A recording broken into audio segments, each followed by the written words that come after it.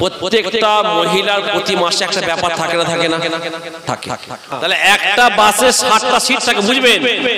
60টার মধ্যে যত কম হোক 20টা মহিলা যায়। আচ্ছা বলুন তো, প্রত্যেকটা মহিলা মাসলা শেখার জন্য কোনো লজ্জা দরকার নেই। প্রত্যেকটা মহিলার প্রতি মাসে একটা ব্যাপার থাকে না থাকে না থাকে। আচ্ছা বলে দেখি, 20 দিনের জন্য যাচ্ছে, সবাই তো এক ডেট 1 তারিখ হয় না, এদিক ওদিক হয়। এই যে 20টা মহিলার মধ্যে না, যদি কোনো 20টা মহিলার মধ্যে যদি কোনো একটা মহিলার ওই দুর্ঘটনা ঘটতে পারে না সবাই পারতেই পারে, বলে এই যে 18 দিন 20 দিনের জন্য যে আজ মিশরি পেয়ে যাচ্ছে, আর ওই দুর্ঘটনাটা যদি ঘটে আল্লাহর জমিনে আপনি নাবাক অবস্থায় নিয়ে ঘোরাচ্ছেন, খোদার কাছে ধরা পড়তে হবে না? এমনিতে মহিলাদের জিয়ারতের কথা মানা আছে, তারপর আপনাকে কোন লজ্জা নিয়ে যাচ্ছেন আপনার মাটাকে, আপনার বউটাকে, আপনার মেয়েটাকে এই অবস্থায়? খারাপ নেবেন না, নিজেকে পরিবর্তন করে নেন, দেখবেন সমাজ পরিবর্তন হবে। কথা ঠিক না? কেউ কাউকে বলতে হবে না, যে যার নিজেকে পরিবর্তন করবে। ও আমার ভাইরা জওয়ানেরা, ভুল বুঝবেন না, খারাপ নেবেন না। আমি যদি একটা একটা করে আপনাদের ঘরে এইভাবে বলতে থাকি, দেখা যাবে আমরা সব কম বেশি রাসূলুল্লাহকে অস্বীকার করেনওয়ালা বসে আছি। কথা ঠিক না বেটি? ও ভাইজান, তাই আপনাদের সবাইকে বলে যাই, না না, দুনিয়া আপনাকে আমাকে ছাড়তে হবে। এই দুনিয়া সারা জীবনের জন্য নয়, আপনাকে আমাকে দুনিয়া ছাড়তে হবে। এই দিন আমার আল্লাহ পাক বললেন, বান্দারে তোরা আমার কাছে গুনাহগার বান্দা হতে পারে, কিন্তু বান্দারে তোরা যদি একবার অন্তর থেকে আমার কাছে যদি ক্ষমা চাইতে পারে, আমি আল্লাহ পাক তোদের পাহাড় গুনাহকে আমি আল্লাহ মাফ করে দেব। পরিষ্কার বাংলা কথা, আমরা সব গুনাহগার। বসে ও ভাইরা, আপনি আমি পাহাড় গুনাহ করে বসে আছি ভাইজান। পরিষ্কার হিসাব যদি করতে দেখতে পাওয়া যায়, আমরা সব কম বেশি জাহান্নামে বসে আছি ভাইজান। এই জন্য আপনাদের কথা আমি বলে যাচ্ছি, তওবা করে নেন, বেশি বেশি করে আমরা আস্তাগফিরুল্লাহ। আপনি আমার সঙ্গে সবাই পড়ে আস্তাগফিরুল্লাহ, আস্তাগফিরুল্লাহ, আস্তাগফিরুল্লাহ, আস্তাগফিরুল্লাহ, আস্তাগফিরুল্লাহ, আস্তাগফিরুল্লাহ, আস্তাগফিরুল্লাহ, আস্তাগফিরুল্লাহ। ও ভাইজানেরা, এই আস্তাগফিরুল্লাহ কথাটা চতুরে পড়ে আমার রাসূলুল্লাহ জানিয়ে দিলেন, যখন কোনো ব্যক্তির মধ্যে আল্লাহ ভয়, মরণের ভয়, জাহান্নামের ভয় যখন এসে যাবে, আপনার আমার অন্তরে আল্লাহর ভয়, আপনার আমার অন্তরে কবরের ভয়, মরণের ভয় আসার পরে পাহাড় গুনাহ করেছেন ভাইজান, নিরাশ হওয়ার দরকার নয়। কেন না আমার আল্লাহ পাক পরিষ্কার জানিয়ে দিলেন, লা তাকনাতু মির রাহমাতিল্লাহ। বান্দা তোরা আমার রহমত থেকে নিরাশ হয়ে যাস না। এই বান্দারে, তোরা আমার রহমত থেকে নিরাশ হয়ে যাস না। 60 বছর গুনাহ করেছেন, 70 বছর গুনাহ করেছেন, 80 বছর গুনাহ করেছেন। ও ভাইজানেরা, পাহাড় গুনাহ করার পরে আপনি নিরিবিলি নির্জনে বসে বসে আল্লাহর কাছে দুটো হাত তুলে আপনার অন্তরে আল্লাহর ভয়, মরণের ভয়, জাহান্নামের ভয় এসেছে ভাইজান, আল্লাহর কাছে দুটো হাত তুলে আল্লাহকে বলেন, আল্লাহুম্মা ইন্নী আউযু বিকা মিন আযাবিল মউত, আল্লাহুম্মা ইন্নী আউযু বিকা মিন আযাবিল কবর, আল্লাহুম্মা আজিরনা মিনান নার। ভাইজান বিশ্বাস করেন, আপনি যখন আল্লাহর কাছে দোয়া চাইতে লাগবেন, আপনি আরবিতে দোয়া চাইতে পারছেন না, আল্লাহর কাছে আপনি বাংলাতে চান, আল্লাহ বা মরণে আযাব সহ্য করতে পারবো না, আল্লাহ কবরে আযাব সহ্য করতে পারবো না, আল্লাহ জাহান্নামের আগুন সহ্য করতে পারবো না।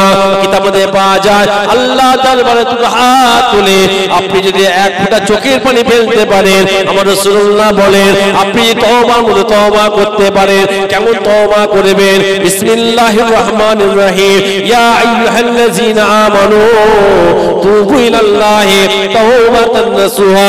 কিতাবে পাওয়া যায়, আপনি তওবা করতে পারেন।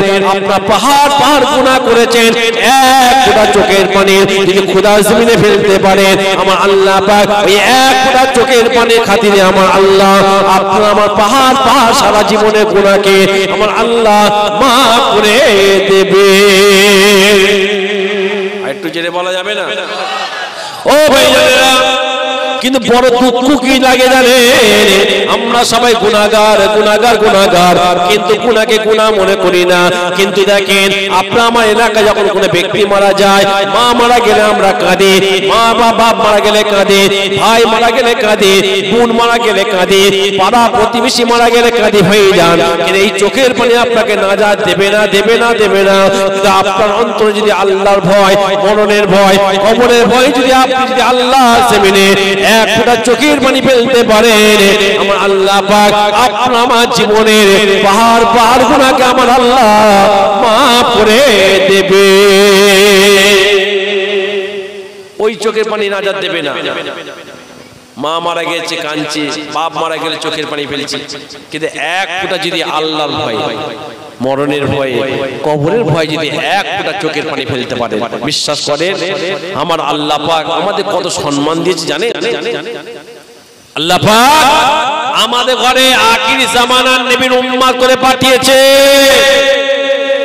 আল্লাহ আমাদের সম্মান এত দিয়েছেন, আমরা যতক্ষণ না নবী পাকের ওসিলায় আমরা যতক্ষণ না জান্নাতে না যাব, অন্যান্য নবীদের ঘরে, অন্যান্য নবীর উম্মতদের ঘরে আল্লাহ জান্নাত দেবে না।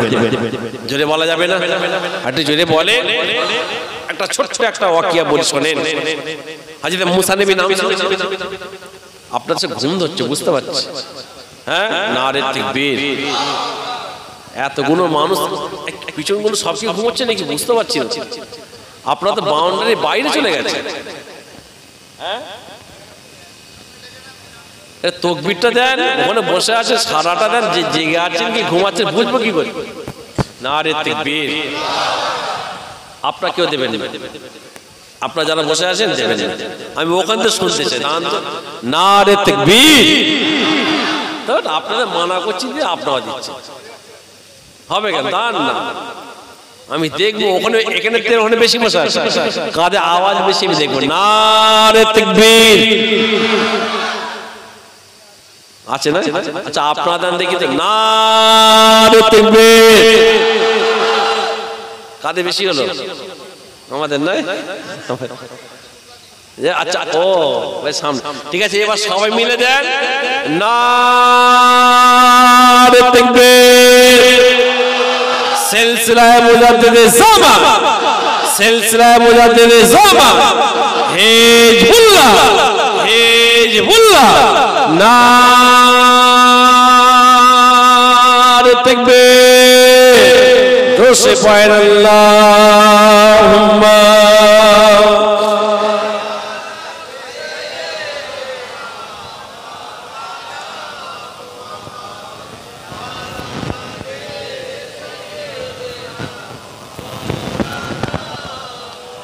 আমার ভাই যারা যেটা বলছেন এই ওয়াকিয়াটা বলি বিদায় নেব। আর বিশ্বাস করেন এই ওয়াকিয়াটা শুনে যদি নিজেকে পরিবর্তন করতে পারেন তাহলে মনে করব করতে পারবেন, আর আমার মনে হয় আর পরিবর্তন হবে বলে বলে আসে। হয়তো মুসা নবী নাম শুনেছেন? হয়তো মুসা নবী আমার আল্লাহ পাকের একজন আদরের নবী ছিলেন। হযরত মুসা নবী একদিন কিতাব পড়তে, শোনেন, কিতাব পড়তে পড়তে এক জায়গায় লেখা পেলেন। কি লেখা পেলেন? যে আমার আল্লাহ পাক এমন এক নবীকে পৃথিবীতে পাঠাবে, শুনবেন, এমন এক নবীকে পৃথিবীতে পাঠাবেন যে নবীর উম্মতেরা যতক্ষণ না দয়ায় জান্নাতে না যাবে, অন্যান্য নবীদের ঘরে, অন্যান্য নবীর উম্মতদের ঘরে আল্লাহ জান্নাত দেবে না। যেটা বলা যাবে না। কিতাবটা বন্ধ করলেন, কিতাবটা বন্ধ করে মুসা নবীর সাথে আল্লাহর কি হতো সবসময় কথা হতো, এই যে মুসা কালিমুল্লাহ বলা হয়। কিতাবটা বন্ধ করে আল্লাহকে বলছে, আল্লাহ এই সুযোগটা আপনি আমার উম্মতদের করে দেন। তখন আমার আল্লাহ বলছে, এ মুসা, ওটা তোমার উম্মতদের জন্য নয়, আমি আল্লাহ পাক খালি স্পেশাল করে আখির জামানার নবীর উম্মতদের জন্যই করেছি। মুসা নবী যখন আল্লাহ পাক এই কথা বলেছে, আর কোনো কথা চলবে? মুসা নবী আবার কিতাব পড়ছে, আবার এক জায়গায় লেখা পেলেন। কি লেখা পেলেন?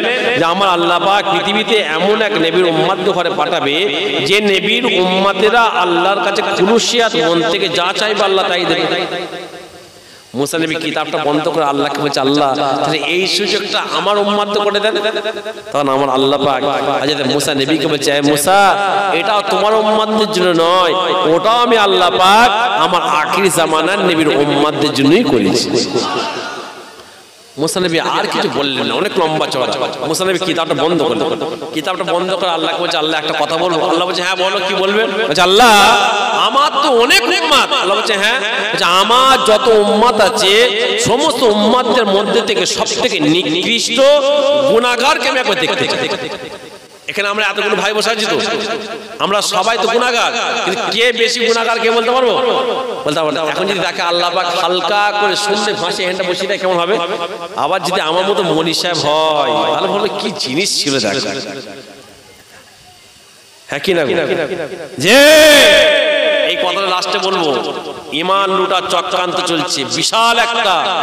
নবীর সাথে যদি গুস্তাখি হয় কোন রকম ভাবে, খোদার কসম বলছি, ধ্বংস ধ্বংস ধ্বংস। কথা ঠিক না? কারণ আপনি নামাজ একটা বললেন নে, আল্লাহর কাছে ক্ষমা চাইবেন, আল্লাহ মাফ করে দেবে। রোজা একটা রাখলেন নে, আল্লাহর কাছে ক্ষমা চাইবেন, আল্লাহ আপনাকে ক্ষমা করে দেবে। রাসূলুল্লাহর সাথে গুস্তাখি কোন রকম ভাবে এমন যদি যায় তাহলে জাহান্নামে কাঠ হতে হবে। কথা ঠিক না? তা মুসা নবী কিতাবটা বন্ধ করে দিয়ে আল্লাহকে বলছে, আল্লাহ একটা কথা বলবো? আল্লাহ বলছে হ্যাঁ বল। বলছে আল্লাহ আমার যত উম্মত আছে সবথেকে নিকৃষ্ট গুনাহগারকে আমি দেখ। আল্লাহ বলছে মুসা যাও, ওই তুর পাহাড়ের কাছে তুমি বসো। তুর পাহাড়ের কাছে তুমি যে বসো, প্রথম সকালে তুমি যাকে দেখতে পাবে সেই সবথেকে বড় নিকৃষ্ট গুনাহগার, সবথেকে নিকৃষ্ট। হযরত মুসা নবী একদম সকাল হবার আগে চলে গেছে সেই তুর পাহাড়ের কাছে বসে আছে। দেখবো কোন ব্যক্তি এদিকে যায়, আল্লাহ তো বলেছে প্রথম যে পাবে যাকে দেখতে পাবে সেই গুনাহগার। তো মুসা নবী অপেক্ষা করতে করতে করতে করতে এমন সময় দেখছি একটা ব্যক্তি, কিতাবে এসেছে ছেলেটার বয়স 8 থেকে 9 বছর বয়স, একটা বাচ্চা ছেলে হাত ধরে রাস্তা দিয়ে হেঁটে হেঁটে চলে যাচ্ছে। মুসা নবী তখন দেখে বুঝতে পেরেছে এই সবচেয়ে বড় গুনাহগার, এই শত বড় গুনাহগার। আজ মুসা নবীর মনটা খারাপ হয়ে গেছে যে কত গুনাহ করেছে, কত গুনাহ করেছে। মুসা নবী মুসা নবীর মনটা খারাপ হয়ে গেছে। আল্লাহ এবার মুসা নবীকে বলছে কি ব্যাপার, তোমার মন খারাপ কেন? তুমি তো একটা আমার আদরের আমার নবী, কি ব্যাপার মন খারাপ কেন? এই তাকে মুসা বলছে আল্লাহ আমার সবথেকে নিকৃষ্ট গুনাহগারকে উম্মতকে দেখলাম, আল্লাহ সবথেকে উৎকৃষ্টকে একবার দেখতে চাই, ভালো আমার উম্মতটাকে দেখতে চাই। আল্লাহ বলছে ওইখানে বসো, ওইখানে বসো, সন্ধ্যার সময় তুমি যাকে দেখবে সেই সবচেয়ে উৎকৃষ্ট ভালো। তো মুসা আলাইহিস সালাম অপেক্ষা করছে অপেক্ষা করছে অপেক্ষা করছে। আল ইন্তিজারু আসাদ মিনাল মাউত, অপেক্ষা হচ্ছে মওতের সমতুল্য। অপেক্ষা করতে করতে এমন সময় মুসা নবী দেখছে সন্ধ্যার সময় ওই ব্যক্তিটা, সারাদিন কোন ব্যক্তি যাওয়া আসা নাই, আর সন্ধ্যার সময় ওই ব্যক্তিটা, অর্থাৎ সকালবেলায় যে ব্যক্তিটা গিয়েছিল আর সন্ধ্যার সময় ওই ব্যক্তিটা আবার রাস্তা দিয়ে ফিরে আসছে। জোরে বলা যাবে না? একটু জোরে বলেন। মুসা নবী দেখো অবাক হয়ে গেছে, এটা কি করে হতে পারে? এটা কি হতে পারে? ও আমার ভাইয়েরা জওয়ানেরা, হযরত মুসা আলাইহিস সালাম আমার আল্লাহ পাক ওই সময় জিজ্ঞাসা করেছিলেন, এ রাব্বি আল্লাহ আপনি আমার সঙ্গে কথা বলেন, আমি মুসা আপনার সঙ্গে কথা বলি। আল্লাহ পাক আপনি তো আমাকে বড় মহব্বত করেন, আমি মুসাকে আপনি এত ভালোবাসেন। আল্লাহ পাক আপনার থেকে আমি একটা কথা জিজ্ঞাসা করতে চাই। সকালবেলা আমি যে ব্যক্তিটাকে দেখলাম, যে ব্যক্তিটাকে আমি দেখলাম ওই ব্যক্তিটা একজন নিকৃষ্ট গুনাহগার ছিল। আল্লাহ পাক সন্ধ্যার সময় আপনি আমাকে বললেন উৎকৃষ্ট ব্যক্তিকে আমি দেখতে পাবো। আল্লাহ পাক সন্ধ্যার সময় ওই একই ব্যক্তিকে আমি দেখতে পেলাম। আল্লাহ পাক এর রহস্যটা কি আপনি আমাকে একবার জানিয়ে দেন। এই রহস্যটা কি একবার জানান। ও ভাইরা, কিতাবের মধ্যে পাওয়া যায় আমার আল্লাহ পাক ওই সময় হযরত মুসা নবীকে বলেছিলেন, এ মুসা শোনো শোনো, সকালবেলায় যে ব্যক্তিটা নিকৃষ্ট, সন্ধ্যার সময় সেই ব্যক্তিটা আমি আল্লাহ পাকের কাছে উৎকৃষ্ট। এ মুসা, সকালবেলায় যখন ওই ব্যক্তিটা গুনাহগার ছিল, ওই অবস্থায় যখন রাস্তা দিয়ে হেঁটে হেঁটে যাচ্ছিল মুসা, রাস্তা দিয়ে যেতে যেতে যেতে যেতে এমন সময়তে একটা জঙ্গলের মধ্যে প্রবেশ করেছে। একটা জঙ্গলের মধ্যে প্রবেশ করার পরে, জঙ্গলের মধ্যে প্রবেশ করার পরে, একটা বিশাল বড় জঙ্গলে প্রবেশ করার পরে ওই ব্যক্তিটা, অর্থাৎ ওই বাচ্চাটা তার বাপকে জিজ্ঞাসা করতে লেগেছে, আব্বা জান, আব্বা জান আপনি একবার বলেন, আপনি একবার বলেন। মাশাআল্লাহ, তাকবীর, নারে তাকবীর, নারে তাকবীর। আওলাদে মুজাদ্দিদিস জামান।